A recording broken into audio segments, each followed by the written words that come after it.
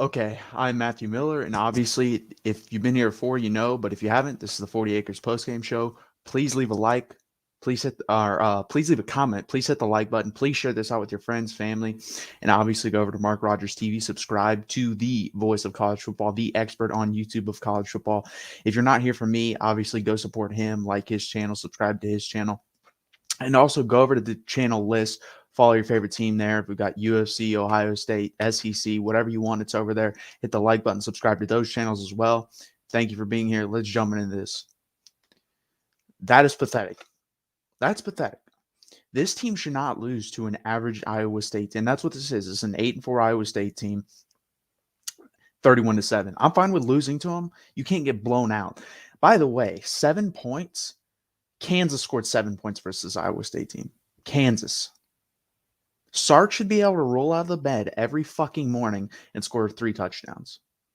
And he hasn't been able to do that in this game and basically in the Arkansas game. We scored some garbage time points there. Doesn't really matter to me. We were out of the game. It doesn't matter who the quarterback is. We can discuss this till the cows come home. They both struggle with different things. The one thing they both struggle with, though, and you can tell, is footwork. They miss throws because of footwork. Hudson Card needs to work on that. Casey Thompson needs to work on that.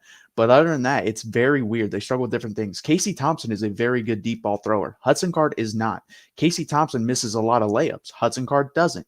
Casey Thompson's pocket presence is very bad. Hudson Card actually, other than one play today, his pocket presence has improved, and going through his progressions has improved. He struggled with those things mightily when he was in the Arkansas game. That got better today. I could see that. So I don't know who to go with. I don't think it matters. By the way, this team quit. I tweeted that out. 4 minutes left in the third quarter. Go watch that drive. They quit on that drive. No one wanted to tackle Breece Hall when he ran into the end zone. No one even touched him. They quit, and that pisses me off. This team hasn't been ready to play. They haven't shown any emotion in playing other than the Oklahoma game. I can't think of any time they looked excited to be out there. This is starting to piss me off. And if they lose to Kansas next week, I know we're just fresh off this. My emotions are running pretty high. Sark isn't the guy. If they lose to Kansas next week, Sark is not the guy. And we're going to have to go to 3 to 4 years of this bullshit again.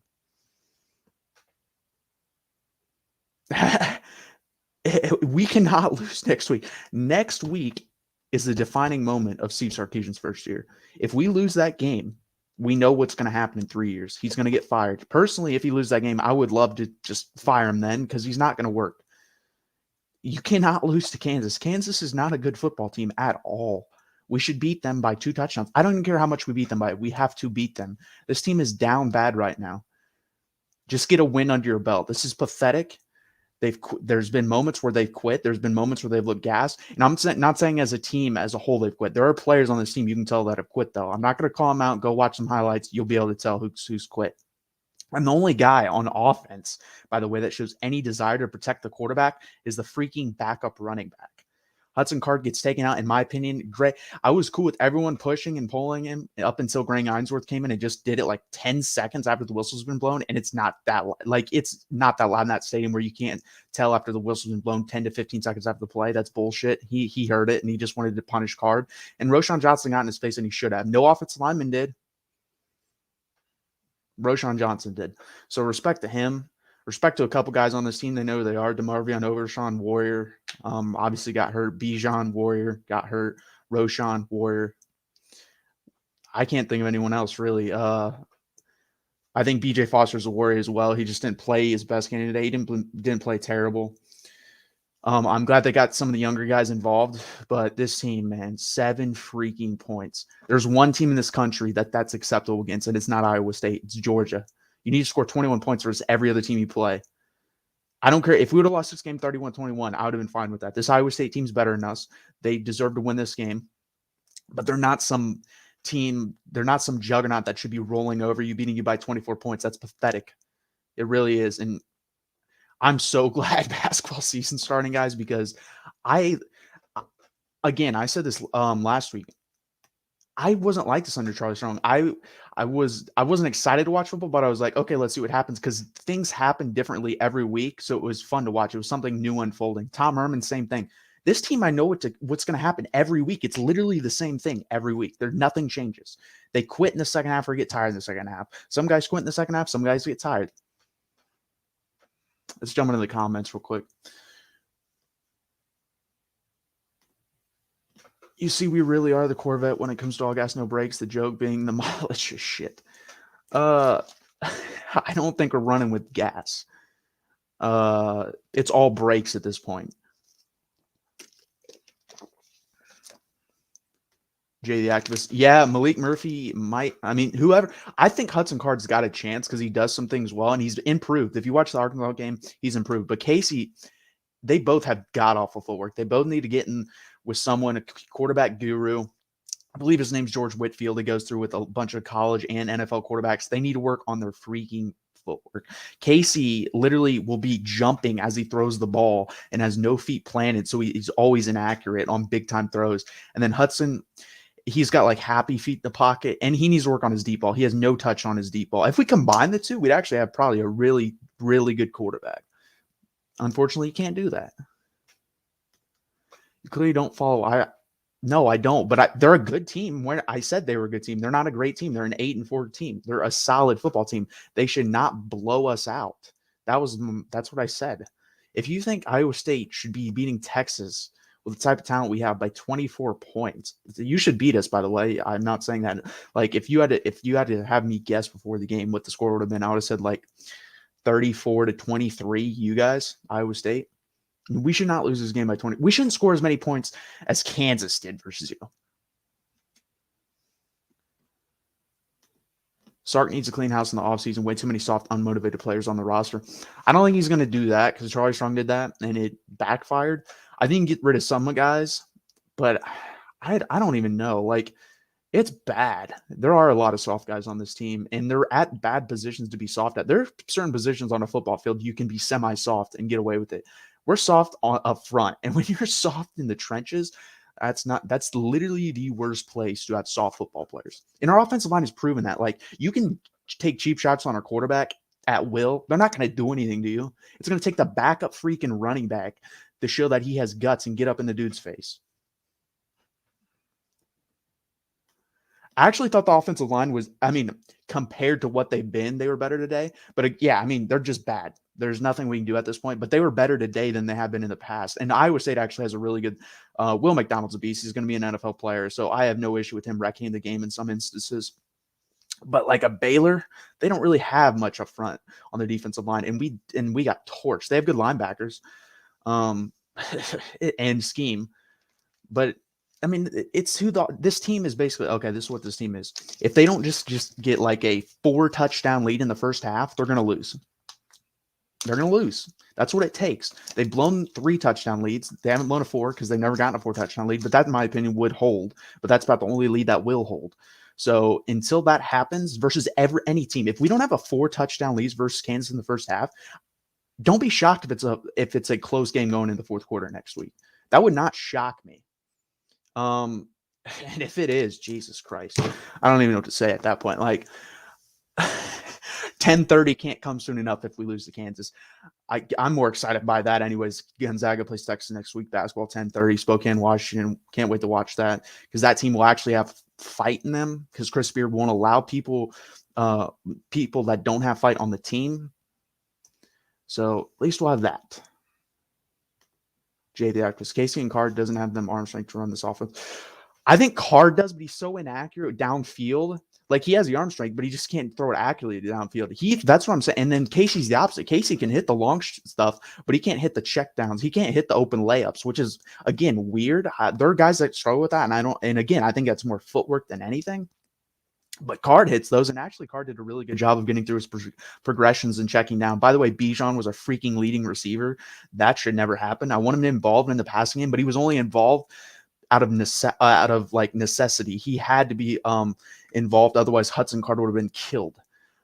He was basically 1-2 check down, 1-2 check down. There was nothing actually designed for Bijan Robinson in this game. It was just, oh, I need this, otherwise I'm going to get killed. Pedro for vote. Don't take a well. If you want to die, okay. But if you just want, you got to take a.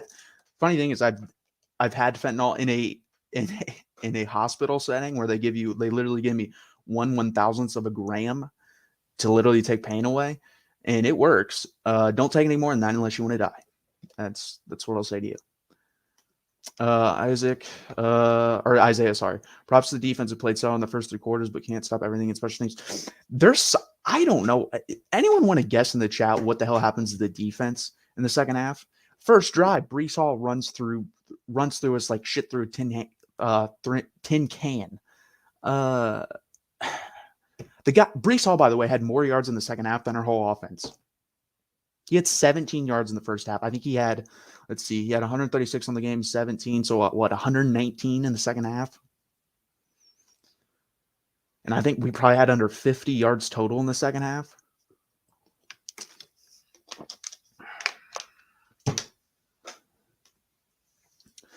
Hudson Card seems like a miss by the Green Days. Looks like yeah, but again, he's going to get better, and he's gotten better. Like, again, I don't think he's great, and I don't know if he'll ever be great, but you can see the progression if you go back and watch the Arkansas game to the Iowa State game. I'm not saying he goes from like, oh my God, he was terrible, to holy shit, this guy looks like Aaron Rodgers, but he looks like, okay, I can see why he was highly rated, because you see him get better. And that's all I expect from him. I don't expect to make leaps and bounds right away, but getting better week by week. And I think you got to put him in at starting, because, again, we're not winning games. Got to go with the younger guy, and the guy, in my opinion, that has the higher upside. I do think Hudson Card has a higher upside.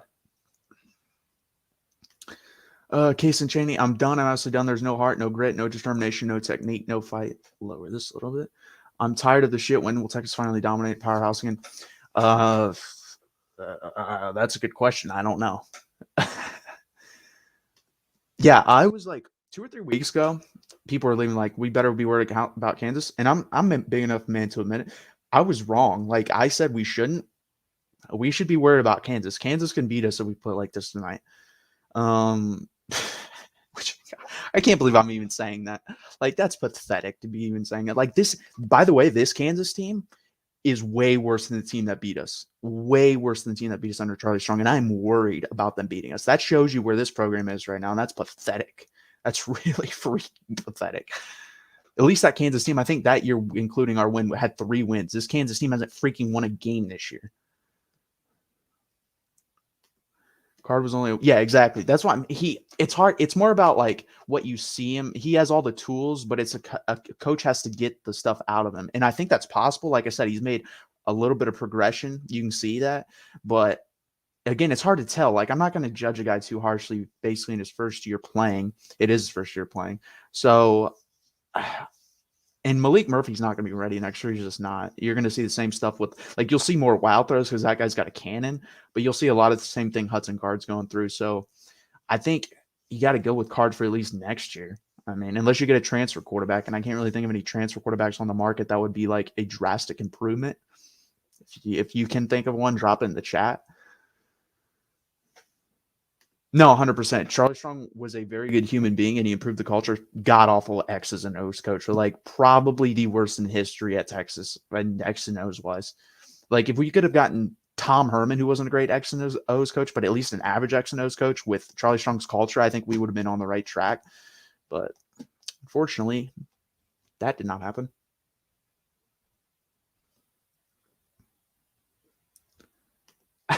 Hey, Mac, maybe they should put the monkey in Mount to teach them some aggression with a soft team. Yeah, maybe. Let him in there, bite a few people. He'd probably be willing to fight for the quarterback when the quarterback gets pushed around and beat up and dirty shots are taken at him. That's interesting. And I have no issue with competition. Bring him in, see what he's got. He's not bad. By the way, LSU, hell of a fight tonight. Alabama should not be ranked 2. That's a freaking joke, by the way. But yeah, I mean, I have no issue. Do whatever you need to do. Like, the next week's a big weekend. If we lose to Kansas, though, recruiting is going to go to shit, by the way. Like, we have some really good players coming in next week to watch us. And Kelvin Bakes, Cam Dewberry, and Devin Campbell are all going to be at the game. And 2 out of the 3, I forget the 2 out of the 3 always do, want to play together. I think it's Devin Campbell and Cam Dewberry. So next week's very important. For multiple reasons. And it shouldn't be. It's freaking Kansas. We should beat them by 4 touchdowns. Again, I don't even care. If we win that game 31-28, I don't care. Just win the damn game. Jeremiah, thanks for coming back. We need wide receiver development this offseason to basically triple Worthy and stop Bijan. Yeah, I mean, Worthy's about all we have. He only had 2 catches tonight, and one was a freaking shovel pass, basically, or pooch pass, whatever the hell that's called. I'm so pissed off. It's unbelievable. But yeah, we need another wide receiver. Evan Stewart would help out a lot. Quinn Ewers transfer. That is possible, but if I was him, I'd go to Clemson, personally, if I was him. But if he really likes Tech, I mean, he was a Texas fan. He wanted to come here. If Tom Herman wasn't an asshole, he probably would have come here. So there's a chance. I do think he's going to transfer. CJ Stroud's not going to get – he's not beating out CJ Stroud next year. It's just not going to happen. And I agree with you. I don't think he's coming here. I think he's going to Clemson if he transfers. Perkins isn't coming to probably not. I don't think he was going to come here anyways. The only way he was coming here is we win games, and we're not winning games. He was already going to be more of a Texas A&M lean, and with them winning games and us not, and them looking very good on defense. And he'll get playing time there too, because most of their guys are going to go to the NFL. So he's going to go there. Yeah, Clemson is a dumpster fire, but the thing is, it's 1 year. Like, at least, I mean, Dabo can sell what's happened up until this point. What do we have to sell? We have literally nothing to sell. There's nothing in the last decade that we have to sell to anyone. You can sell them on hope and what the dream is under Steve Sarkisian and how he's produced quarterbacks, but that's about it. So I think if he transfers, you'll see Clemson. Maybe not, though, because I really like Cade Klubnik, by the way. I think he's going to be really good. That actually sucked that he didn't come here. But I don't think he was ever going to come here. I think it was going to be either Clemson or an A&M.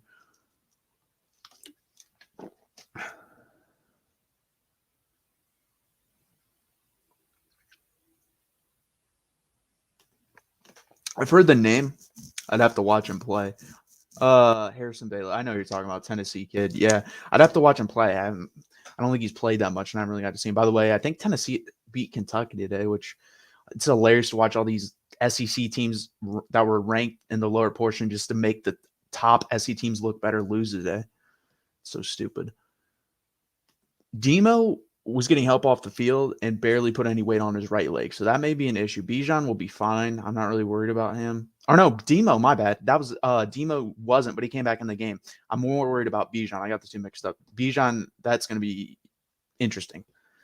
Luckily, we have depth there. I'm not actually, especially versus Kansas, their defensive line's not very good, so I'm not that worried. I mean, they're going to make our offensive line look like shit, just like it is, but I think Roschon will be able to get the job done. And, you know, if Keilan ever shows up off the milk carton, dude's been missing for a month and a half. Clemson's offense, yeah, it's horrid, but it's only horrid because their offense, they haven't recruited the offensive line. I expect Dabo Swinney to hit the transfer portal. I mean, he says he's not going to, and if he doesn't, then he probably wouldn't go there. And maybe he wouldn't go there anyways because he refused to hit the transfer portal. Maybe I'm wrong, though. Maybe he will just go back on that and hit the transfer portal. If he's smart, he will. Nick Saban does. Why won't he? Texas, Florida, and LSU were solid a few seasons ago. Now it's just dumpster fire.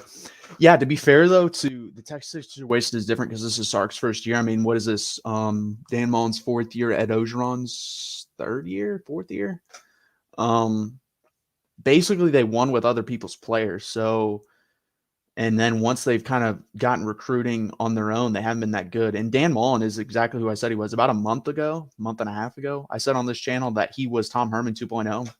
He's Tom Herman 2.0. I wouldn't be shocked if he's fired, by the way. Yeah, I know, but we also don't use him properly. Like, he should be in the slot as a wide receiver. We should throw screens to him, slants to him, stuff like that. And we just don't do that for whatever reason. By the way, was there any motion in this game? Was there any orbit motion? Anyone in motion other than the Xavier Worthy pop pass? Like, for God's, this dude, Sark just refuses. Like I said, I'm going to keep saying this. This dude unloaded the playbook in Oklahoma. You showed basically 95% of your plays up until that point and in that game. So why the hell aren't you just doing that every week now? Like, this is the most vanilla shit the last 2 or 3 weeks. It's really annoying to watch. And as an offensive genius, 7 points versus freaking Iowa State. Again, there's one team in this country that's acceptable against, and it ain't Iowa State. It's Georgia. That's literally it. You should be able to roll out of bed versus everyone else, and 21 points should automatically be up on that board. And then from there on out, it should be on how you scheme. The script should be good enough to get you 21 points, in my opinion, if you're a freaking offensive genius. Lincoln Riley can do it. They played like shit versus Kansas, and they scored 30-something. So what the hell's your issue?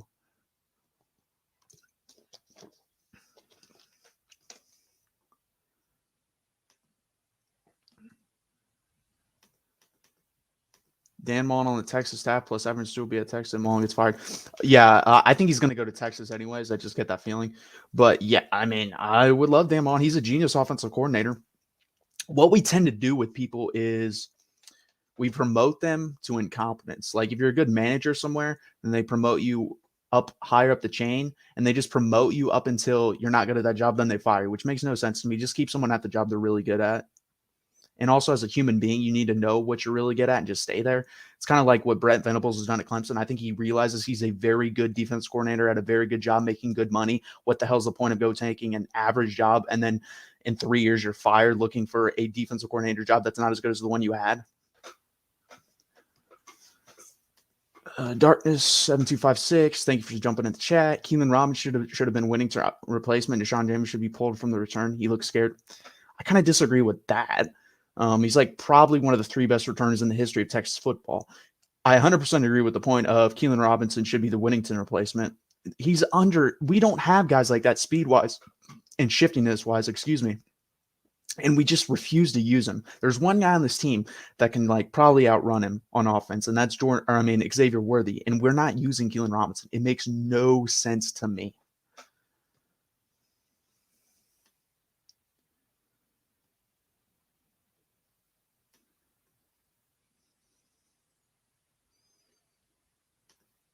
Biggest factor, Sark can sell recruits, playing time, 100%, explosive offense. How can we sell that? We can't sell that. I mean, he's not doing it here the last couple of weeks, so I don't think you can really sell that. Coaching staff, SEC. Coaching staff, yeah, SEC. I mean, if the SEC is a selling point, then go play at a better SEC program.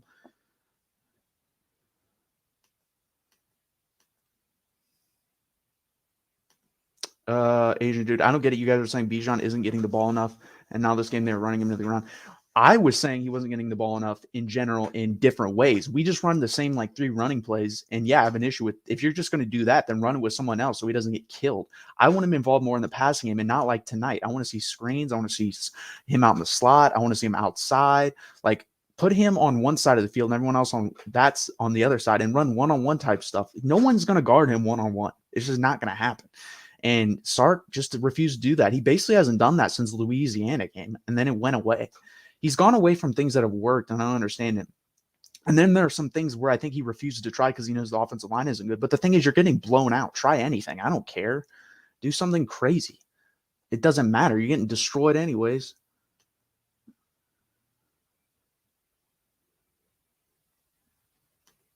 Chicken 1515. Seriously, difference between Oklahoma and Texas mentality. Oklahoma expects to win. Texas hope they win.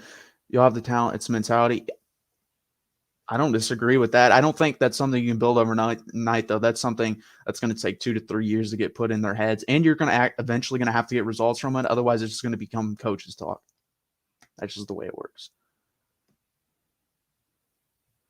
By the way, thanks everyone. We have a lot of new people in here, so please hit that like button. Please subscribe. It really helps out the channel. Obviously, I'm brought to you by the voice of college football, Mark Rogers himself. So go over there. Obviously, if you're here, you probably have been over there. But if you haven't, go over there, subscribe, like the content. Go over, find other team channels, like their content, subscribe. We're trying to build an empire here. It really helps out the channel. Thank you. Let's get back to these comments. I actually disagree with this, and I made this point last week. If you look at the Manning's history, they kind of have relationships. Like they go to people who they trust. Eli Manning went to Ole Miss because of David Cutcliffe. Because Peyton Manning trusted David Cutcliffe at Tennessee, he went to Tennessee. If Arch believes in Steve Sarkisian and trusts him to develop him into a good college quarterback and a great NFL quarterback or a good and ready NFL quarterback, he'll come to Texas. That's what I think it's going to come down to. Now, I do believe if Georgia wins the national championship this year, that's going to be like How can I turn that down? Like, if I go in there, I got a really, really good shot at winning a national championship. Now, if they don't, I think we're going to end up getting if they don't win the national championship, just because of the relationship's going to be strong. He's probably going to get the play right away. And I think we're going to put some really good wide receivers around him. I think Brendan Thompson, obviously being here, I think Evan Stewart's going to commit as well. Now, the offensive line's going to be an issue, but the thing is, if Arch comes, there's going to be other offensive linemen coming. That's like, but it's really about the relationship. With that, if the relationship's as strong as they say it is, I think there's still a really good shot we get him. This is awesome. Usually I'm pretty good with keeping up with chat. There's so many people in here. It's awesome that you guys are in here. 100%, Jeremiah. We need to stop focusing on the QB. At this point, like, we've seen both of them play. And basically, other than one half versus Oklahoma, they've both been eh. I mean, Casey had that one really good half, but other than that, they've both been eh. There's nothing special about either of them right now. And the offensive line's terrible. So we need to fix that. We don't need O-line transfers in general. We need tackle transfers because Kirkstetter's gone. And then Christian Jones isn't very good. We're getting some interior offensive line. We obviously have Hayden Connor, and I think Jake Majors has been pretty good this year. Junior Anglau hasn't been great. So as long as Hayden Connor comes in and plays well, or one of the guys coming in on the guard position plays well, we'll be fine there. We really need ready-made tackles, and that's what we need out the transfer portal. That's like number one on the list: a right tackle and a left tackle out of the transfer portal.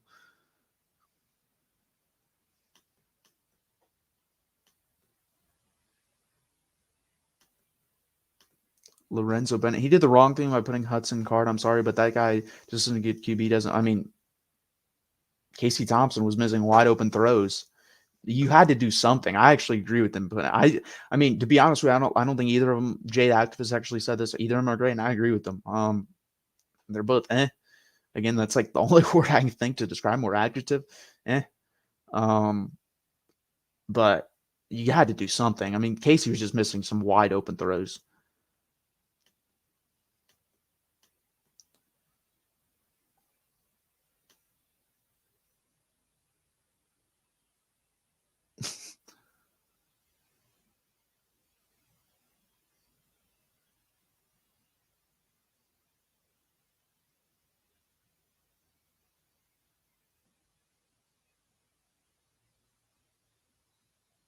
Damn, it's so hard to keep up. I do think next season will be better. Yeah, I agree. I don't think it better be better. I mean, I think we're probably, if we beat Kansas next week, I think we'll split the last two and go 6-6. If we lose to Kansas, I don't even know. I don't know what will happen at that point.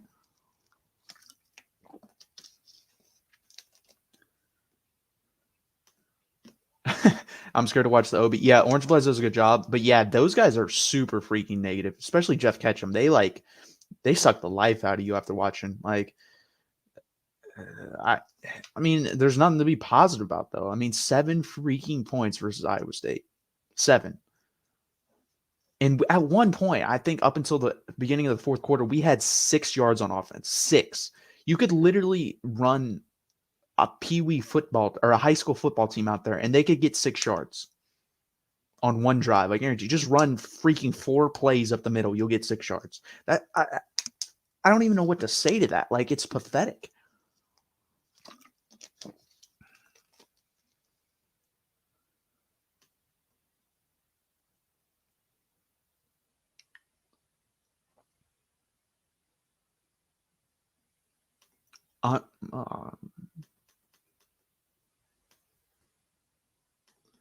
Xavier Worthy would be a scary side. It's basically like having 2 Xavier Worthies, except I think Evan Stewart's a better route runner. He is, if you watch him, just all around complete receiver. But that would be really nice, especially again with Brendan Thompson as well. Like, yeah, I think he's priority number 2. We need to get one of the big offensive linemen in here.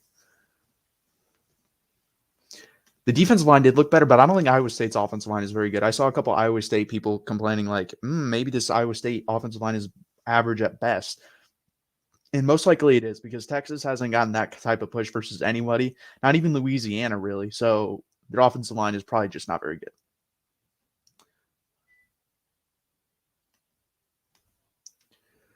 KP, my biggest worry now is Bijan transferring out somewhere. He was not happy today, and he's never looked so sad.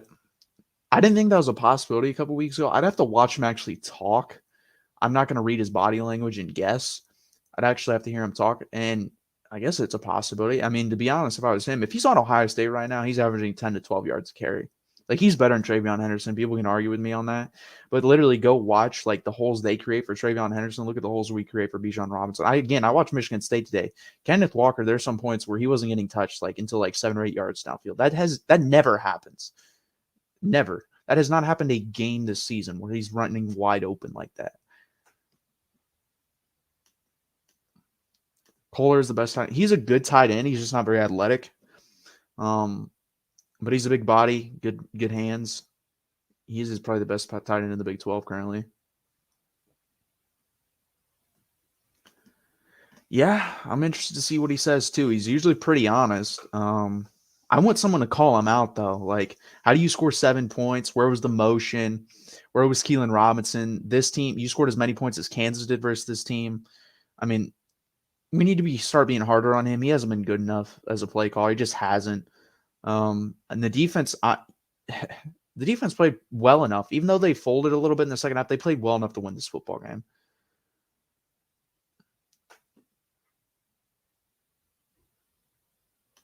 Yeah, that's true. He does run into a brick wall. Yeah, compare a brick wall to running through holes. That's basically what you're comparing. 2021 is the year of the super seniors. I'm not surprised Texas losing these games. We have no. Yeah, it's fine with losing, but we shouldn't be getting blown out. Your talent level's too good to get blown out by 24 points on the road versus at Ames. By the way, that'll probably be the last time we play there, and we've lost the last 2 times. So thank you. I don't want to go back there. Hopefully, we're in the SEC at that point. The stadium has not been kind to us, and I believe this is the latest in the season. We've been under 500 since the Charlie Strong era. So, yeah, not good.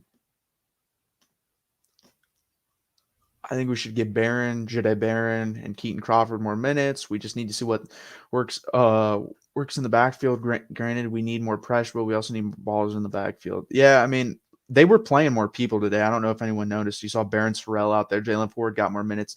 I didn't really see David Gabenda as much as I did last week, but he played a little bit too. Brendan Schooler I understand why, because Jaron Thompson, and you saw in that, like, everyone at home, I'm pretty sure, could tell that was going to be a wide receiver pass. Jaron Thompson couldn't. He just ran straight at the dude and allowed that guy to beat him behind him. So he's not very good at this point either. So I'd put Chris Adamore and BJ Foster and see what happens, because Chris Adamore did get in there in the fourth quarter. He looked pretty good, and he was good last year. So I don't know why he's not getting any playing time. That's actually a guy I would not be surprised if he transfers, because he should be playing over Brendan Schooler and at this point, Jaron Thompson.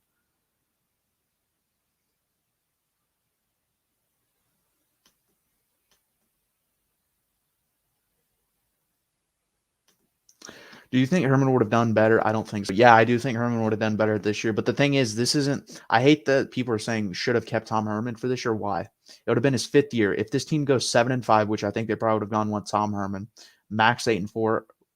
Right here, let's put it this way. If Tom Herman was 8-4 still here after this year, would you want him fired? I would. So, yeah, I think that's what he would have been, and I'm glad we fired him. Now, you can't not make a bowl game in your first year. Like, if you look at the coaches who have struggled in their first year and then taken off their second year, they've all made bowl games.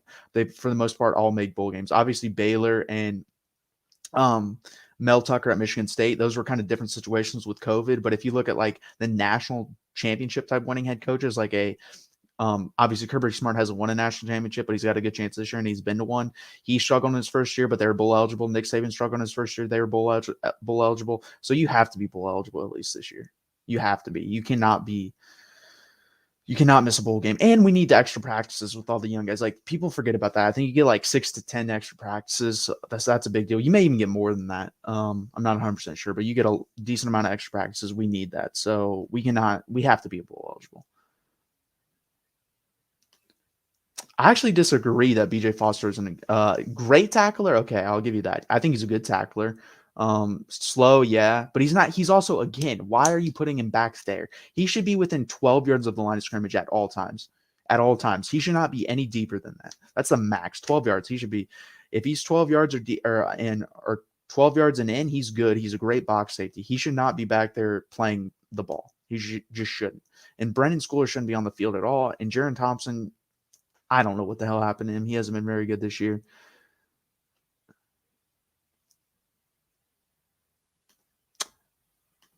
Next year, 10 wins is a start. I think 10 wins, if you're just saying, if you're including a bowl game, I agree with that. I think that would be, you got to do what Tom Herman did in his second year. That's what I'm saying. If you can just go 7-6, repeat Tom Herman's first 2 years. I had no issue with Tom Herman's first 2 years. I talked about with Mark on the main channel and on this channel, like 7-6, 10-4, and then take the next step. You have to continue building. That's the issue with Tom Herman. He never continued building. He plateaued and went downhill even. So that's the issue. That's kind of what Dan Mullen's doing. That's why I said he's Tom Herman 2.0. Like when you get to a point, you either have to like 10-4. Imagine if Tom Herman just stayed at this level. I'd been cool with that if he just wins 10 games a year. But in my opinion, at a place like Texas, you should be 7-6, 10-4. 12-2, and then start competing consistently for college football playoff positions. That's what I expect. Now, again, if you just start winning 10, 11 games and that's all you get, I'm cool with that too, to be honest with you. But you can't go 7-6, 10-4, 8-5, 7-3. Like that makes no sense. So, but 10 wins, yeah, I agree, including a bowl game. Texas will beat Kansas and Kansas State, but lose to Western. I could see that. I could see them losing all 3 games at this point. So that's not a bad prediction. I actually think, I don't know. None of those teams are great. Realistically, we should beat them all. Will we? Probably not. As long as we're 6-6, bowl eligible, get to a decent bowl game, play a decent team, get the extra practices. That's what I'm shooting for. And it's amazing. 6 weeks ago, we were talking about Big 12 championship. Not even 6, like 5. We had the same issues with Dima moved him 100%. BJ Foster should have been moved to linebacker. He wasn't. It's too late now. I think it would have been a great linebacker, but he can be a box safety. He can be like a Jamal Adams type. So we don't use him like that, though, for whatever reason. Jeff Banks is showing out. Yeah, he's showing out in a bunch of different ways. His wife's showing out. His monkey's showing out. The special teams has been, by the way, Mark Helfrich is god-awful and annoying.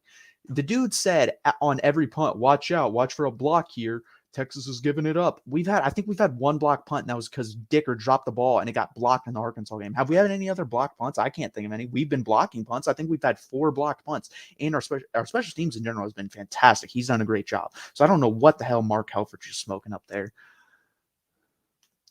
People are crapping on development in Texas. We can't blame Sark for the PK. No, PK made top 10 units with 3 stars next year defense. I 100% agree. Like, this staff isn't responsible for the bad developing. The last couple staffs are. The last staff to develop well was Mac Brown. So I agree. 100%. I agree. We could 100% lose it. Like, 2 weeks ago, I said, no way we're losing to Kansas. I put the percent. I think even said, was that last week? It might have been 2 weeks ago where I said the percent chance of losing to Kansas was 1. It's like 35-40 right now, in my opinion. So, yeah, I'm not taking any game for granted. I'm more excited for the basketball game next week. So that's where I'm at. We should not fire anyone, though. The key to recruiting against Texas is selling continuity. I 100% agree. You don't fire anyone. It's going to be, I'm going to be honest with you. We lose to Kansas next week.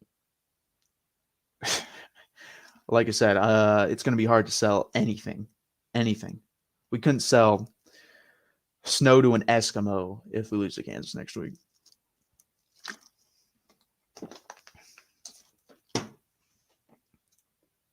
CJ McDonald. Hypothetical. Do we win this game if we have Sam back as our QB? I think we win a lot of games if we have Sam back as our QB. I think we win this game. I think we win the Oklahoma State game. I think we win the Oklahoma game. Sam is wasn't the most underrated players in program history. Not just, he was a decent player, but it was the care that he had, the love that he had for this program, the leadership. We really missed that. And I think people are starting to see that and realize what we had with him. And it's a damn shame he didn't come back with Sark, because I think he would have done a really good job, especially if Sark would have actually allowed him to run. Running in this offense I think he's way more accurate than the quarterbacks we have now. And I think he's just underrated. There's so many things. I don't want to go on a Sam Ellinger tangent, but it's just bad. J activist, this is a low point, can only go up. I don't know if this is a low point. If we lose to Kansas next week, that's the low point. Exactly, man. A good QB can cover up a lot of shit. Yeah, they do. And there are a lot of times, I mean, go watch the games last year, guys. It was basically fourth quarter. We're playing like shit. Sam, go Superman. And he did that. And we were in games because of the guy. If Tom Herman were to give the ball more to Bijan Robin next year, we probably 9-1, and he's still probably here. That was his big mistake on top of not making real relationships with the players. Those are the two big mistakes he has here. He's had in the last couple of years and his last couple of years at Texas.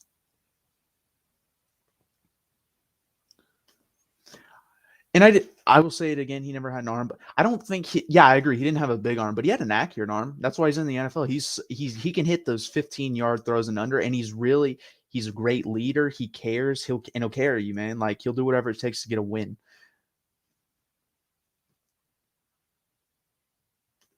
Sam had a solid tackle. I mean, yeah, but the offensive line last year wasn't that good either. And Samuel Cosme will tell you, man, like he wasn't coached up. It was basically just his athleticism that let him be where he's at today. And then he's getting coached up at the NFL. Ron Rivera said the same thing.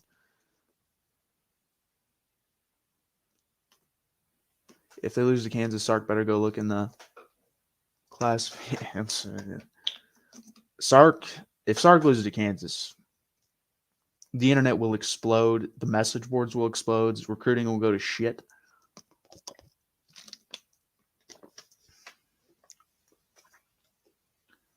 I wouldn't fire Coleman. I think wide receiver because he's recruiting pretty well, especially if we get Evan Stewart. He's recruiting really well. And if you're talking about the drops, that's on the players, man. You can't teach a guy to catch a ball. They either can or they can't. How would you fix the line? There are a lot of things you can do in a game to fix the line. You can't make the players play better, but you could run more big personnel, run your tight ends out there to chip or just stay in the block. Like have basically two tight ends and blocking the whole time and have 7 guys blocking. And once in a while have them go out on delay routes and stuff like that to trick the defense. That's about the only thing you can really do. And to be honest, the only good blocking tight end we have is Cade Brewer. Jared Wiley's not a good blocking tight end. I don't think Juan Davis is either. So really, you can't even do that with 2 tight ends. The only good blocking tight end is Cade. So you might be able to run him. You might be able to have him chip or again, just stay in permanently to block. That's about it. And a lot of misdirection. We've just gone away from that. You can do that too to trick a defense and get the line shifting ways you want. Get the defensive line to shift one way and then reverse it back with speed the other way. But we don't do that. We did that one time tonight, and that was on the touchdown to Xavier Worthy.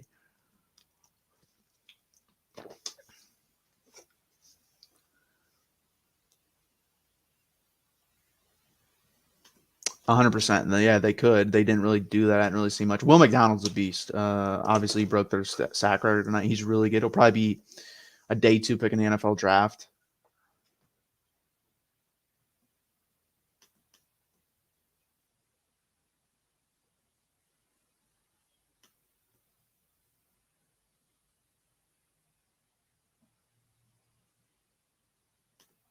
What do you think of the rumors? Where was that rumor? I haven't not seen that rumor.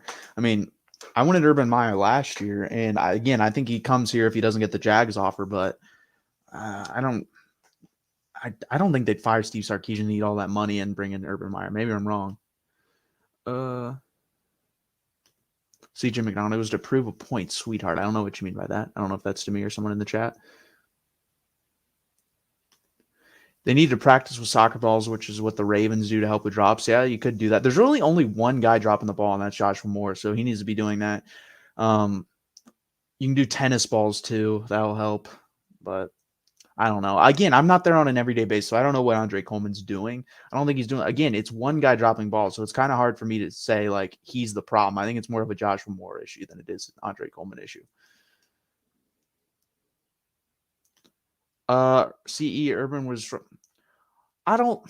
Dude, it's hard for me to say that because the guy, everywhere he's gone, he's won. So I think he might destroy the culture, but the team might get better. And then when he leaves, it will be even worse than it is now. I think that's a possibility, but I would take 5 years of basically in the playoffs 2 to 3 times and playing for a national championship.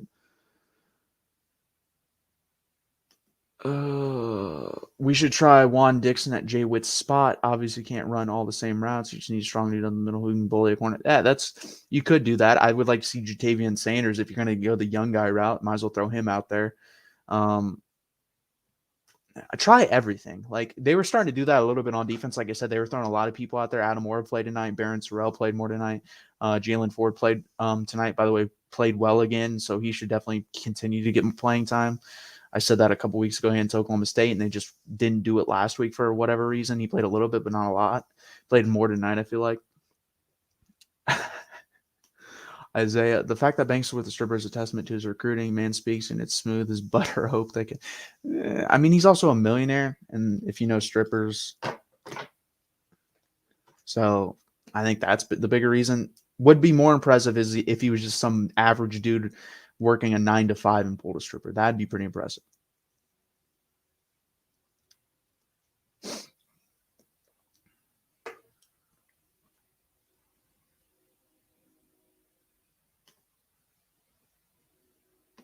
We should play Casey Kane.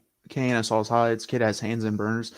Yeah, there was talk of that. I think he's the backup behind Joshua Moore, but they gave Marcus Washington playing time, which I have no issue with. In a game like this, though, Marcus Washington's kind of useless, to be honest with you. You need more speed to either run through the zone of Iowa state defense like Xavier Worthy, or you need someone who's shifty enough to where he can break them down and then sit in the zone. And that's just not his strength, to be honest with you. I thought they used Kelvontae Dixon well tonight. I have an issue with what he did, though. You quit on that route, and that was a great anticipation throw by Hudson Card, by the way. Like, if he continues to run that route, that's right in his chest. So that's what, like, two things wide receiver you can't do. You can't drop the ball and you can't quit on your route. Always continue to run the route. We saw that in the NFL with AJ Green. Like, dude, run the freaking route. Finish the route. And that is very true too. Like basically, if you're a 3-star recruiter higher in high school, you're a man amongst boys and you look amazing. So agreed though, at least hands. Maybe. Again, I bet if you go look at Joshua Moore's tape in high school, he's got hands, and he does not have hands right now.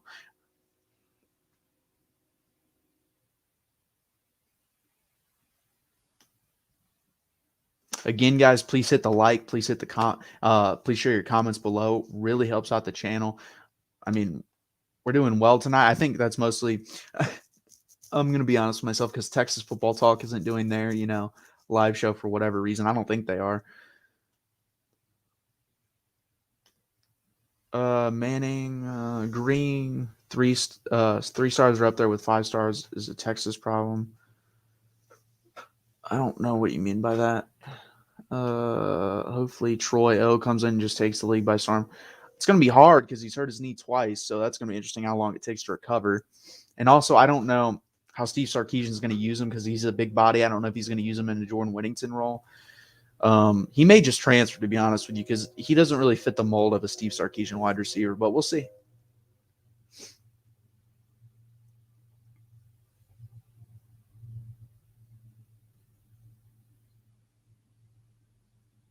Texas Football Talk baller this week. They saw the omens. Yeah, I guess.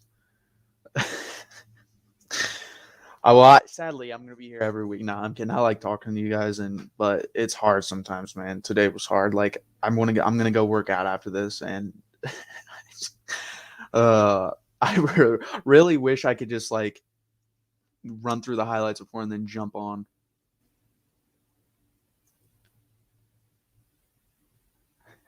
Delusional Texas fans respect though. Okay.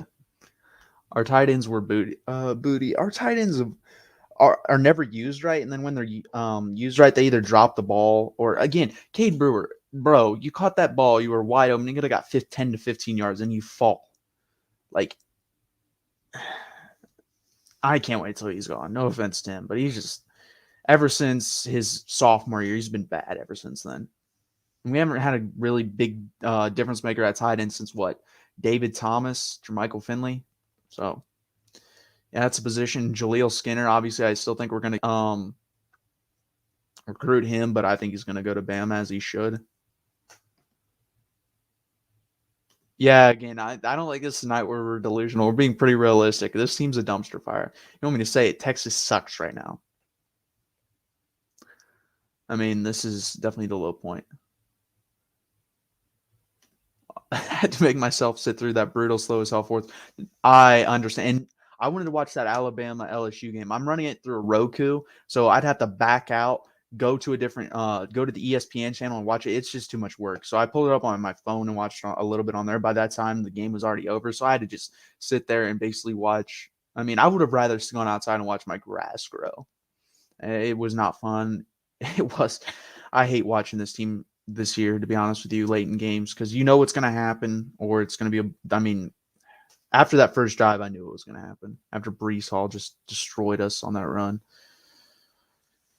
It was not fun. That whole game was slow, by the way. I mean, it started at, 7:30 and ended at 11:15. And the only reason it didn't last longer is because Iowa State didn't want it to last longer. They could have just kept scoring if they wanted to.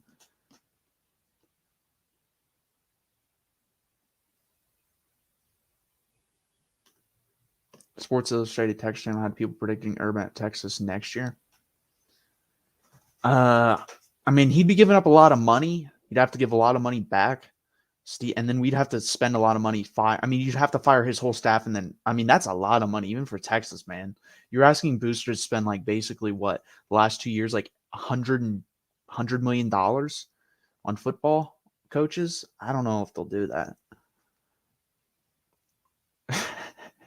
True. At least with growing grass, there is progress. This team has shown individual players have shown progress. The team in general has not. It's been pathetic.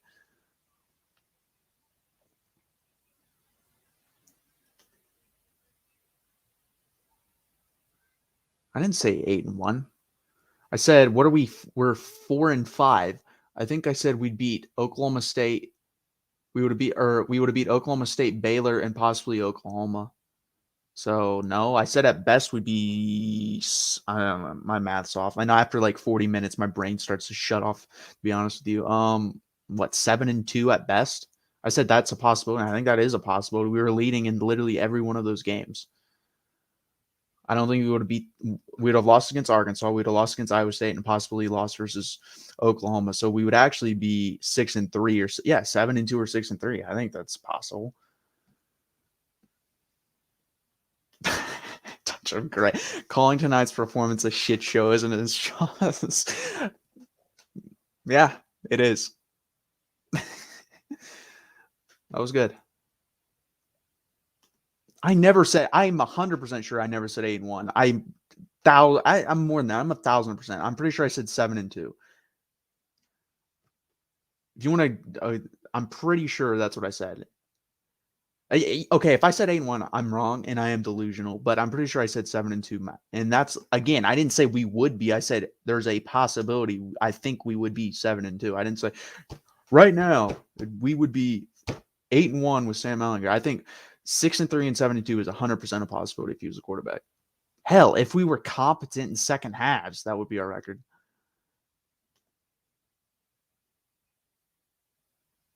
Well, he's actually really fiery on the field. Like, he gets fired up after every catch. Watch him. He flexes, does stuff. We don't really have anyone like that. So, yeah, he's a leader on this team, in my opinion. So, yeah. And he makes really good third down catches, like really important third down catches. So, yeah, we missed that. And the problem is with Texas, we get into these long third down situations, and when you don't have your safety blanket, which is what he is, you struggle in those situations. Yeah, recruiting needs to keep hitting the only bright spot for us. Yeah. All respect, though, because I love the passion and I love what you're doing. Well, thanks. I appreciate that.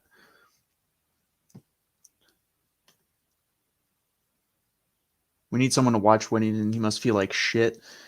Yeah, I don't think he's transferring, though. Like, if you've watched him do interviews on Orange Bloods, he basically has told Serenity, like, I think he said this. Maybe no, it was DeMar Van Overshawn. Never mind. Like, Texas was his dream school. Maybe Jordan said this too, and he wasn't going to go anywhere else once he was offered. So I think he said that. I know DeMarvion said that.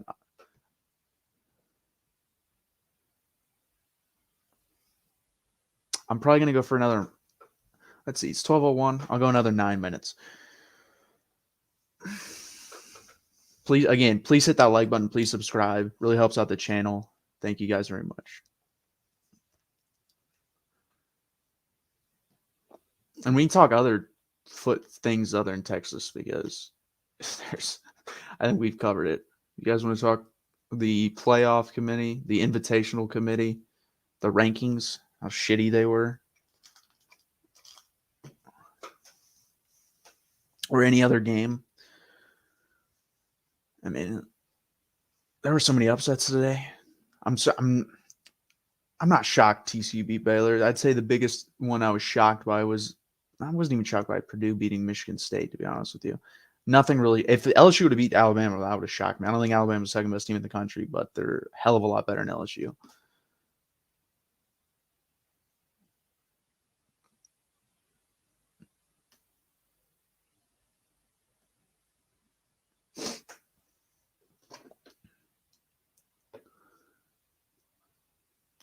So I don't think that's going to happen. He's had too good of a year. He's on the Blitnikoff Award. Like, he's doing everything, unless he's just like obsessed with winning. And even then, I just don't see it. If that happens, we're in big trouble. I don't think that's going to happen, though. I think he's pretty solid, especially with the whole Michigan situation. I think it was kind of once he transferred from there, he's solid with Texas. I could be wrong, though. Again, it's hard to tell because I'm not in the locker room. I'm not there legitimately covering the team. I don't get to ask these guys questions, so I don't know. Or I don't even get to, I've never heard Xavier really speak other than like one or two press conferences. And no one's really asked him that question. So, or any question like that.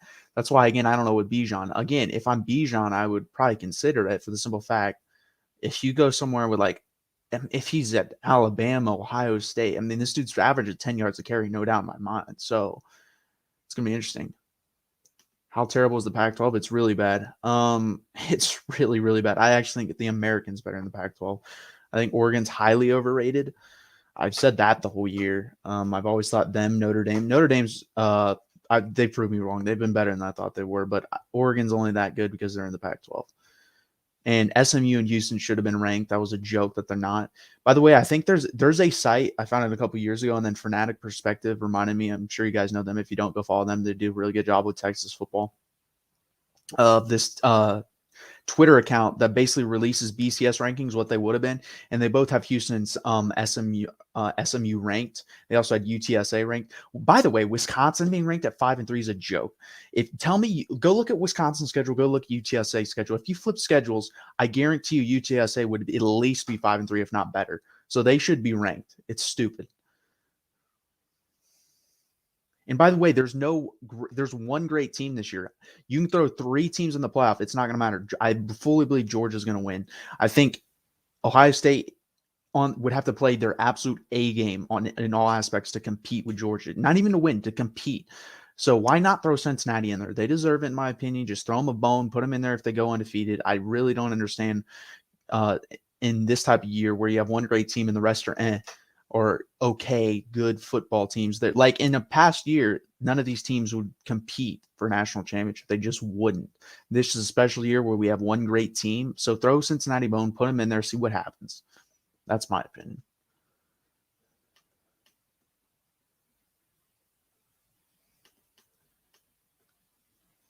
How about Purdue? Yeah, they're a pretty good team. They're 6-3. Jeff Brom. I think they're kind of like the Northwestern of that side of the conference. I don't think they're on the same side. But I think they're the type of team where Brom can have them at like 8-4, 9-3 every like 4 years, basically. And then the other years they're going to be like a 4 to 6 win team, in my opinion. He's a decent coach. He's not a great coach, but he's probably the best you're ever going to get at a place like Purdue. Who would you put in the top 4 after this weekend? Georgia's 1. I'd put Cincinnati at, I wouldn't put them at 2. That's the thing. I don't even know who I'd put. I would go, I think if you're just asking me who I would put in the playoff, just based off the eye test and resumes, I would probably go Georgia, Ohio State, Cincinnati, and then I'd probably put, I'm going to put Oklahoma in there. I think you have to reward. I don't think they're playing great. I don't think they played that many good teams. So we'll see how they go down the stretch because they play Baylor, Oklahoma State, and I think they play Iowa State. But if they go undefeated, they'll make it, and those would be the top 4 right now. So we'd have Georgia versus Oklahoma and Ohio State for Cincinnati. That'd also be pretty interesting matchups, in my opinion.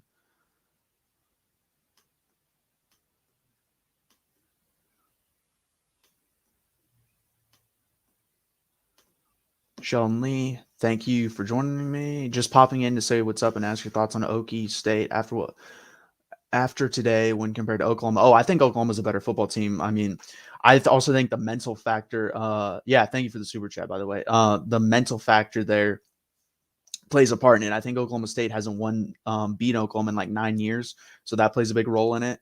But I think Oklahoma's a better football team. The only way Oklahoma State wins or competes in that game is if Spencer Sanders has one of the days where I talked about where he's capable of, where he can go nuclear on somebody. And I do eventually think he's going to do that because he has talent to do it, but he doesn't have the confidence, and his fundamentals waver from week to week. So that's the only way Oklahoma State competes or wins that football game is he just goes nuclear on you guys. But I think you'll win that game, and I think you'll win out. I think Caleb Williams is a special talent. He scares me coming up in the upcoming years with Texas. So I think you'll win out. Like you said, I would put you in the college football playoff right now. Because you have to reward teams for winning. I'm tired of this style point nonsense. That's why you got rid of the BS. Was that not the main reason the BS was eliminated? Because the BCS would take into account how much you beat teams by. That the committee's not supposed to do that apparently. But then again, they don't have a standard of rules. They could just go week to week, willy-nilly, choose who they want to put in there and do what's best for TV and all this other bullshit. So who knows?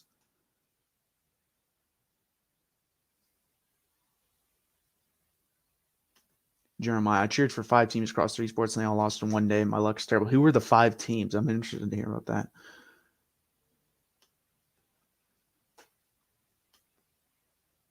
CJ McDonald, how do you think Oklahoma would hold up against UGA?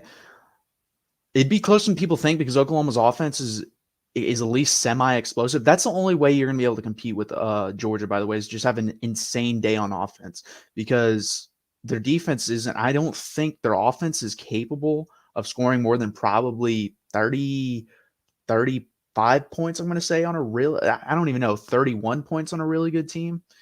So, I don't know. It's really hard for me.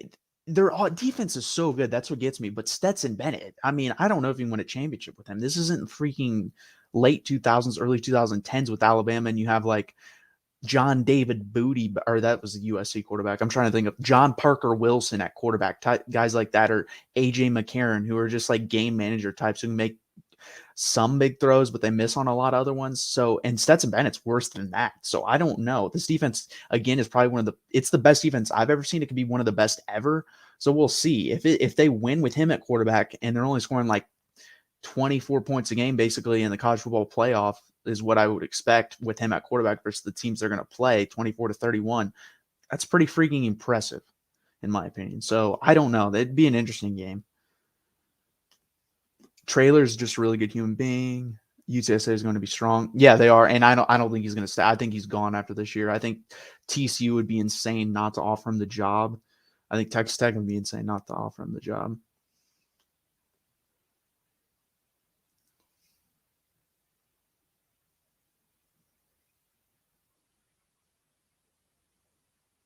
If you want worse, if you want nightmares, imagine the Texas offense versus the Georgia defense.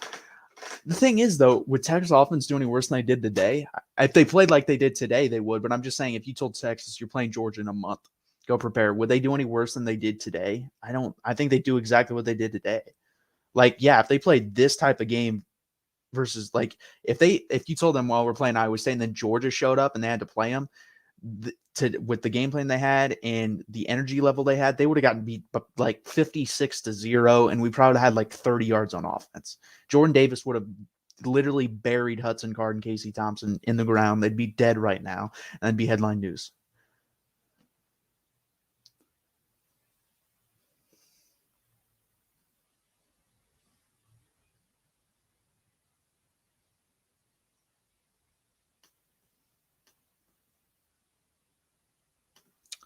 I agree with you. I mean, I haven't really heard anyone disagree with me, like in the comments of who are your 4 teams would be. Like I said, I guess I'd have Georgia, Ohio State, Cincinnati, and Oklahoma. Those would be my 4.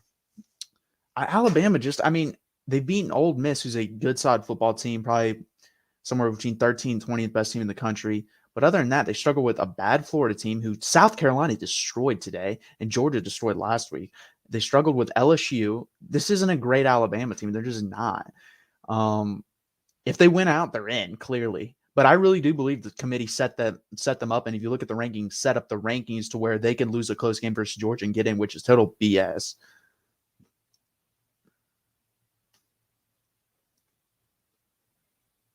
Jordan Davis is massive. He is. And if this is 1990s football, he's probably a top 10 pick. Unfortunately for him, he's kind of too big, and he's not he's a good pass rusher, but it's more because of his size. He's not like Aaron Donald with the technique and just insane hands and feet that he gets quarterback. It's just because he's so big and strong. He gets there in the NFL. I don't know if he's going to be able to do that. He's going to be a great run stuffer in the NFL, no doubt. I don't know about the pass rush. We'll see. He may have to lose actually some weight to be able to be a good pass rusher in the NFL. What do you think of the Oregon-Bama matchup? I think Bryce, it'd be interesting because they have a really good defense, but they're also missing Justin Flo. Yeah, Kayvon Thibodeau is going to make any team have a long day because that guy's a freak. He's going to be a top 2 pick in the NFL draft, probably number 1 overall. But I don't know. I don't think Oregon doesn't have enough firepower to score that many points. Anthony Brown versus that defense is not a good recipe. I think you'd see a lot of what you saw today for LSU's offense is what you'd see for Oregon versus Alabama's offense. And I think LSU threw the gauntlet at him. I think Oregon would do the same thing. So I think you'd probably see a similar type score. But then again, with Saban with a month to prepare, that guy's so good. So I don't know. It's not a month anymore. It's like 2.5 weeks, but still. That's the thing, too. Other than Georgia, the 2 versus 3 matchup is going to be a very good game. I don't know who it's going to be, but that's going to be probably the only good game, to be honest with you. Because I think Georgia's just going to run through everyone else. But whoever's 2 versus 3 is going to be very interesting. If Sark gets Denver Harris to come over, I'll give him an A. That dude is special. 100%. He's a guy that we need those plug and play guys. That's what we've been missing in recruiting the last couple of years. We've gotten these guys that you have to do a lot of tweaking, adjustments, and coaching up with. It'd be nice to just throw a guy in there and have him play. That's like Keely Ringo is the same way. If we would have got him, he would have been able to play right away. So that would have been nice. But we haven't gotten those guys in the last couple of years. So we need that. And we need guys to come in from the transfer portal and play right away as well. This is still cracking me up. If you want nightmares, imagine the Texas offense versus the Georgia defense. That's some Nightmare on Elm Street stuff right there.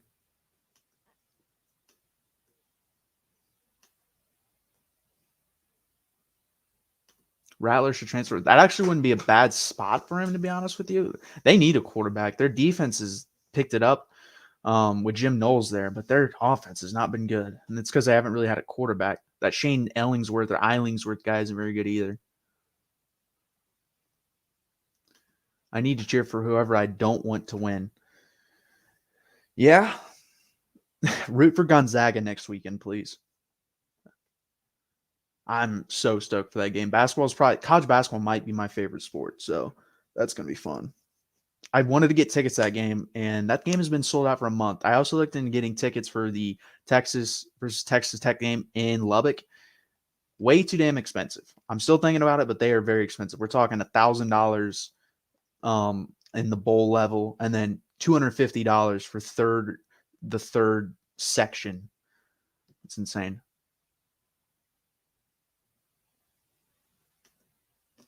Chandler Moore staring it up today. Yeah, it seems like whoever transfers for Oklahoma at quarterback plays really well. I mean, Tanner Mordecai has been really good with SMU.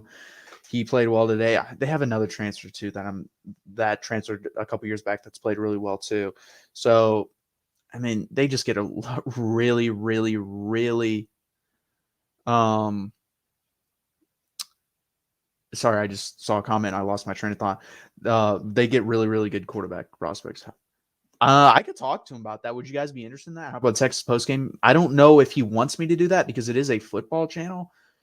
I would love to talk basketball. I mean, this seems, I think, special. I don't know if he'd allow me to do that again. This is a Texas football channel. We could, I guess, have a basketball special. I don't know. I would actually have to do 2 post games because I would do Texas versus Kansas post game. Then probably, I don't even know if that'd work. Yeah, I can know because I missed the Texas basketball game.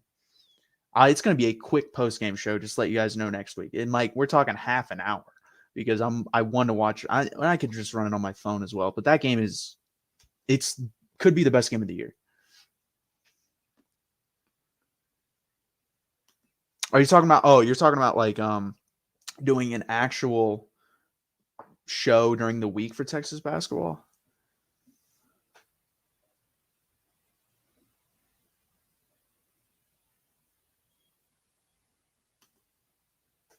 Yeah, we need one of them. If you just give me Campbell, Banks, or Dewberry, just give me one of them.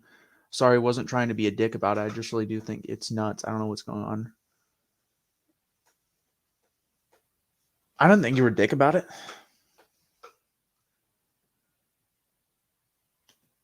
Yeah, flex Buda Baker, flex Byron Murphy's been really well with the Cardinals. Been doing really well with the Cardinals too. Flex him.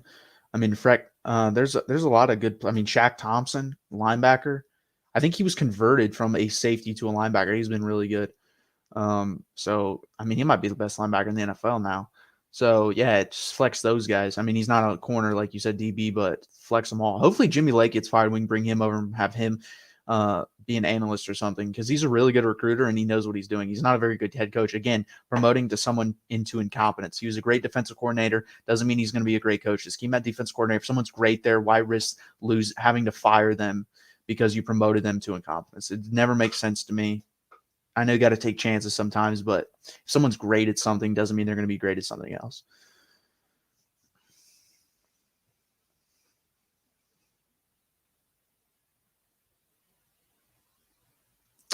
Okay, 4 more minutes. Please hit that like button. Please subscribe. If I didn't have to work out, I could go on for another like 2 hours, to be honest with you. But I have to.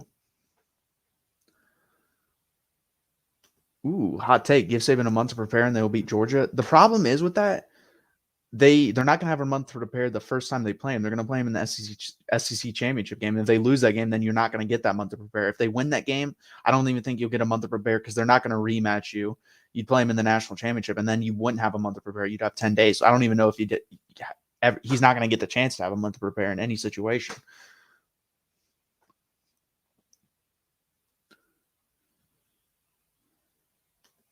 No, I understand what you're saying. I know Fanatic Perspective is doing like a team breakdown. So is that the situation we have with Sark promoting to incompetence? Could be. 100% could be. We'll find out. I think, again, it's a little bit too early to tell. It may not be too early to tell if we lose versus Kansas. But if we beat Kansas, we end up bowl eligible. Then next year is going to be, I really still believe, going to be the deciding factor. If we don't make progress, like let's say we go 6-6, win the bowl game 7-6, and we go like 8-4 or worse next year, we probably get promoted the guy into incompetence. Yeah. Unfortunately. Again, that's what CJ asked. And the thing now, I will give him a break because people were going to point out. Go look at Washington before he got there. They were terrible. He made them better. USC, he was doing fine, and then obviously the alcoholism kicked in, and that's what happened there. And everyone that you talked to said when this guy's right, he's going to be a really good head coach. So, it's pretty. If he doesn't work out at Texas, he's never going to get another head coaching job. He's just not. He'll be an offense coordinator the rest of his life, and there's no issue with that. You make good money, but the problem is you got fired from Alabama. You may never get another job like that again. You may just get an average head coordinator job. No, the defense has actually gotten better week by starting to get better week by week. They were good, decent in the Oklahoma State game. They were pretty good in the Baylor game, and they're pretty good tonight. So they've gotten better the past 3 weeks. They haven't made the progress that Chris Ash has made, in my opinion, defensively, but they've made progress. The offense hasn't. The offense has gone backwards.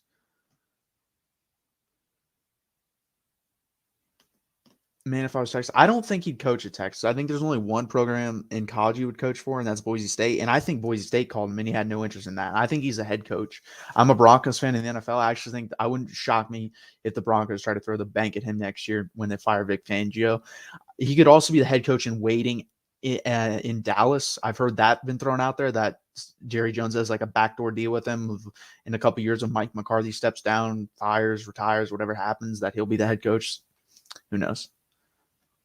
I agree, though. You got to minimum in college. You got to get 3 years. I think in the pros you can fire someone after a year. To be honest with you, I mean, you saw that with Steve Wilkes and then Cliff Kingsbury coming in. They get a lot better right away. You can do that in the pros, especially when someone's just god awful.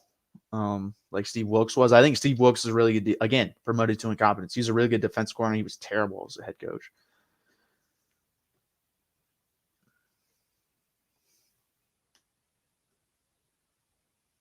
Okay, I'm going to leave you guys with this. I want to see your guys' predictions for next week versus Kansas. Do we win? What's the score? Stuff like that. Throw in the chat. We should all prepare for Texas basketball to not be good. The curse is real. I believe in Chris Beard too much for Texas basketball not to be good. I'm not saying like national championship. I think that's possible. Things would have to go like really well. Things would have to mesh together perfectly. But I do believe this team is an Elite Eight team. I fully believe that. Also, maybe try to bring Muschamp was already they tried to bring him in at DC, and you see he has an effect with that Georgia defense. Go watch them. They've gotten way better since last year, and you cannot tell me that man does not have an effect. He's a fantastic defensive coordinator. But he goes, I think his daughter goes there or his son, so that's why he went to Georgia. So I don't leave him. Orgeron, yeah, I wouldn't mind it. Bring him I think he was the defensive line coach. Bring him in as an analyst on defensive line. He's a really good recruiter too. He's willing to get down and dirty too, throwing money at people. So I have no issue with that if we bring him in. Oh, I disagree with that. I think Bo Davis is going to be here. He's too good of a recruiter. Look at the recruiting class. And he's only gotten a year. I'm not too hard. Win by 14, 21-7. That's kind of weird. Low scoring game. But again, man, if we only score 21 points versus Kansas, again, I just want to win. But we got to put up 30 plus on Kansas, man. Asian dude, how are your Broncos feeling? Feeling about tomorrow's game? Not good. You guys will probably kill us. We're not very good. Kind of given up. Obviously trading Von Miller. I'm gonna miss him, but I mean it was a good trade. We got good draft picks out of it. Good draft haul. I think we'll probably make a run at a quarterback in the offseason, so that went into it too. But you guys should beat us by 10 plus points. I mean, you guys are fantastic on offense, probably one of the 3 best offenses in the league. And then Dan Quinn has them playing fantastic on defense. By the way, another guy we tried to get on at the defense coordinator position. That guy's he could be our head coach next year, by the way. There's been rumors of that as well. And I wouldn't mind that. His time in Atlanta was out, but he was good there. I mean, they got to a Super Bowl, should have won the Super Bowl if not for Kyle Shanahan's shitty play calling. So he's a really good defense coordinator, though. That's another thing. Maybe he's just meant to be a defense coordinator. I said this last week. I said give Jonathan, or actually on a video with Mark, I said give Jonathan Brooks some carries. Like, play the young guys. Just play the young guys. Give Dallas Simmons not. I mean, Justin Simmons was playing like shit up until about 2 weeks ago, and then he turned it on. So he's been playing great. He's a top 5 safety in the NFL. If they had him, they'd be insane on defense. But no, we just signed him. I think that's a guy you build around at this point. Well, Jeremiah will block Kansas. He can't guard Worthy. Possible. Who's your team, Asian dude? I'm sure you all squeak a win by 2-3 touchdowns. We better, hopefully. I don't think he's going to transfer. I really don't. But yeah, it wouldn't kill us. It would suck. But I would root for that kid no matter where he goes. He's awesome. But it would suck. Mark, I really hope this is a joke. Texas? No. Hell no. Hell. Dude, what do you want? Everyone to transfer and no one to come here? Like, that's what would happen. I agree. Like, the NFL kind of just used him as a scapegoat because you can't tell me he's the only one sending emails like that. And he's definitely not, because if you're sending them to Bruce Allen, then Bruce Allen's probably communicating with some sort of response just like that. But hell no. First off, he was an average NFL head coach. Go look at his job. That Super Bowl was Tony Dungy's, not his. I don't care what anyone says. No. Oh, I meant if he was injured. Okay. Yeah. Yeah, I would hold him out next week. 21-14. Fully possible. The 14 points for Kansas doesn't bother me. 21, that would bother me.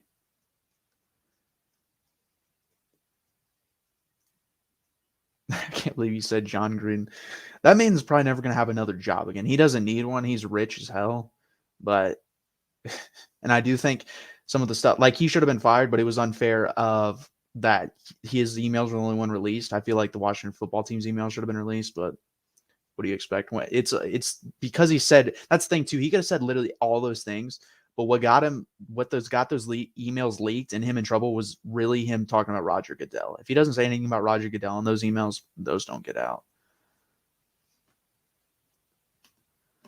Also, Caden Stern has a similar story to Cosme in the league off of his high school. 100%. Like, he was such a high recruit. Well, Samuel Cosme was only a 3-star, but he was super athletic and tall and physical that they saw the gifts and they just needed coaching. But Caden Stern's 100% just off his high school talent. And he's been playing really well with the Broncos. He may be out tomorrow, though. I don't think he's going to play versus Dallas.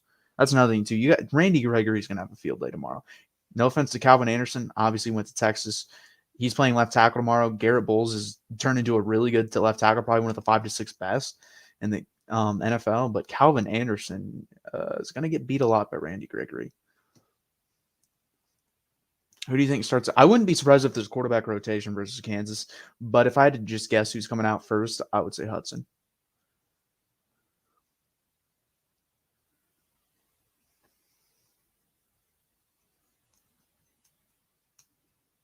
You know what? We'll go to an hour 30. We're at an hour 21 right now. My freaking throat is starting to bother me.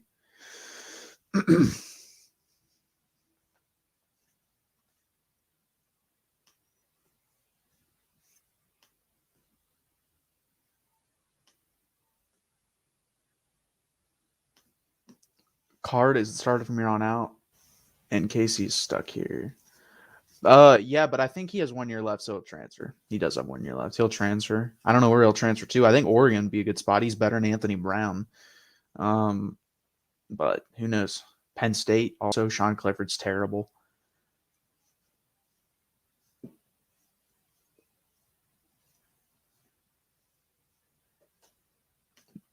There's some disagreement from Isaiah. I feel like Casey needs. At this point, does it really matter? I mean, neither of them have taken the bull by the horns. I don't think it really matters. Hey, anything in moderation is fine. I feel like Texas football more is like friggin' meth at this point, though. That's not fine in moderation. Where alcohol, you can have 1 or 2 drinks, you're good. But we're shooting up meth and by the way, you have to be crazy to watch this team the last 12 years. And it's like cruel and unusual punishment to turn on your TV and watch this team. We're all a little bit messed up in the head and worse for wear because of it. Okay.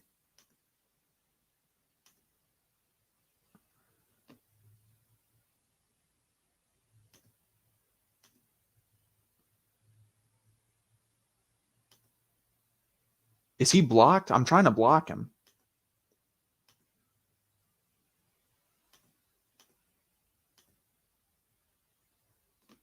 Okay.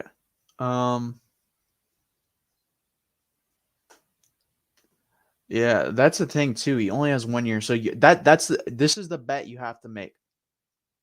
If you're going with Casey, you have to think he's going to get better next year because Hudson Card will not be here. He will transfer. So you have to ride with him. So if you think he's going to get a lot better, then you go with him. The problem is if he's not good, who are you going to put in there? Charles Wright? It's just going to be a Hudson Card. You're going to be restarting with a worst Hudson Card, basically, in Charles Wright. So I'd rather go with the younger guy who has more years, personally. Is he a Texas fan? I don't think so. Hopefully not. That's happened twice this year. We got someone else doing stupid stuff like that. I don't know if they're like bots or if they're actually people who make accounts and just jump into random YouTube videos and do that type of stuff.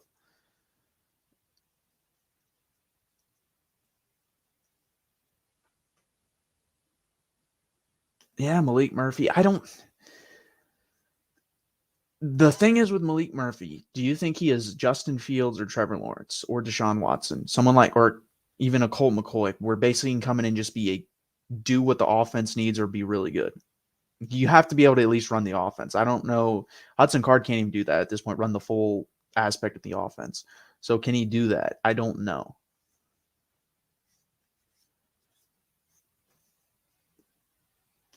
And that's a good point too. Especially if we don't get Arch Manning or someone else in the class with Malik Murphy. That's why you kind of just have to go with Hudson Card. He's just got at least he has years left. If we're talking about if they were the same year, I would probably go with Casey Thompson. I think there's there'd be more upside there. But the problem is you're not going to get enough out of him in his year left. You're just not, in my opinion. Oh, that I 100% agree with that. He would be. I mean, their team's not very good. That dude, he threw a 70-yard, 8-yard pass as a junior in high school. Like, and he will be able to throw at some point at his peak, probably an 85-yard pass, which is insane.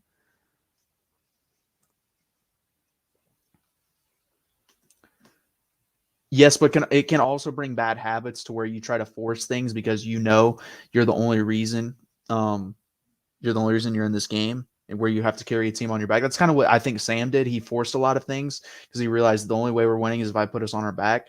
And in high school, you can do that because, again, man amongst boys. But if you try to do that in college, you're going to start to see interceptions and stuff like that. So, or it could be like a Vince Young type where he doesn't hit that till he hits the NFL. That's a possibility as too. But eventually, you're going to hit that ceiling to where if you don't do the fundamentals well and actually understand football, you're going to hit the ceiling of, oh crap, when I force things, something bad happens. But again, that could happen in the NFL. He could be really good in college, do the same thing that he's doing in high school.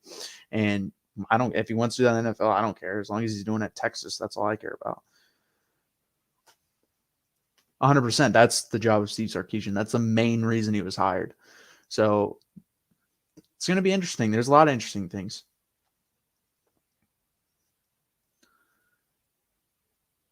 But the thing is, seriously, go back and watch the Arkansas highlights of Hudson Card, and then tonight he's improved.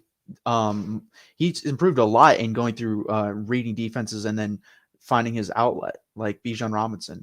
It was 1-2, not there because my offensive line's terrible, so I can't go to my 30. I'm going to Bijan. He did a great job of that. His pocket awareness got a little bit better. Still needs a lot of work. His footwork still needs a lot of work, and he needs to work on his deep ball. If next year he can just become an average at pocket presence and average deep ball thrower, we got something. Then I think we can win 10 games. If he doesn't, it's going to be interesting because, again, next year's scary basically because you're betting on who do you think you can develop over the offseason to be a better quarterback next year. I don't know. It's going to be interesting. VP, please hit that like button, VP. I haven't seen you in here. We're hitting the portal hard this offseason. Yeah, probably. We should be. Certain positions, we definitely should be. I think offensive tackle, again, is a big one. I think linebacker, edge rusher. I think corner, if we get Denver Harrison, if we don't get him. The cornerbacks have played pretty well this year. Josh Thompson had one bad play in this game, and then a couple of bad plays in the Texas Tech game, but it hasn't. And obviously, Oklahoma, a couple of bombs. So there's been certain plays, but there haven't been like halves or quarters. I'm like, damn, this defense is getting toasted on the back. And it's mostly we can't stop the run. He actually has his COVID year, so he could be back. And to be honest with you, if I'm him, I would come back because right now he'd probably get drafted as a punter more than as a kicker. His kicking is inconsistent. He needs to work. If he works on his kicking, that would probably make him even a higher draft back or make him get drafted in general. I don't think he's going to get drafted as a punter. He'd probably be undrafted. So I think it'd be smart if he came back. 100%. You cannot teach that. You were born with that. And there are some people that aren't like pansies but don't have dog mentality that you might be able to bring out a little bit of dog in them. But if you're a true dog, it's there from the beginning. Jeremiah Powell, yeah, I agree. Wide receiver string.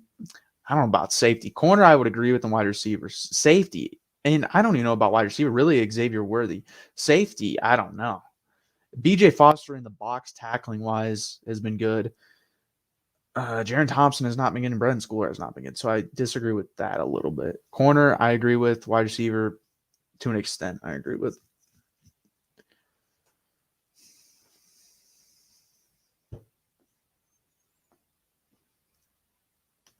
I don't know if Casey has dog in him, though. And to be honest with you, I think dog in a quarterback isn't that big of an issue to me. Like Eli Manning won 2 Super Bowls. He didn't have dog in him. And people talked about how he's more of a watch what I do type of leader. Like you need dogs at certain positions more than other positions. You need dog offensive linemen. You need dog linebackers. You need dog defensive linemen. Those are the positions that I'm and corner. Like if you see great cornerbacks, they're always talking shit. I think Allen comes in starting next year. That's a very good possibility. I've heard that from multiple people that he's ready to start. Haven't really watched any film on him or anything like that. It's a possibility. I mean, the safety, it's funny. Our safety room under Tom Herman was the strength. It's not really a strength right now. Yeah, I don't know how he's doing. Anyone know how he's doing? I haven't really watched him. He's on Mississippi State, right?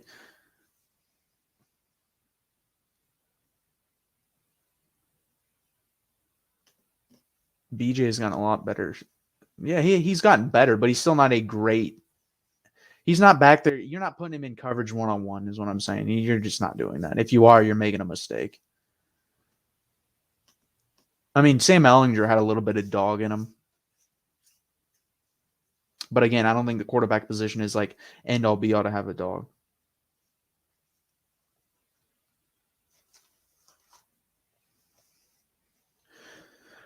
Okay, guys, please hit that like button. Please subscribe down below. And even on nights like this, hook 'em.